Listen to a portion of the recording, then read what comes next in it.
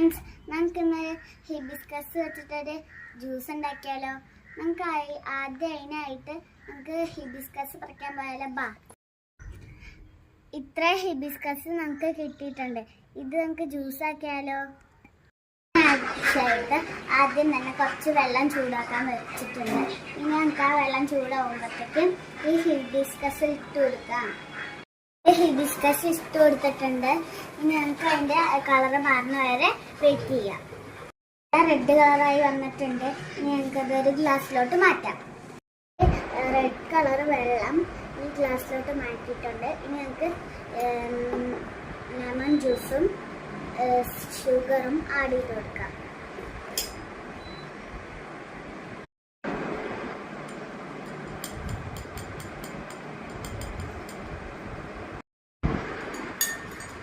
അപ്പോൾ ഗൈസ്, നമ്മുടെ ഈ ജ്യൂസ് നല്ല റെഡ് കളർ ആയിട്ടുണ്ട്.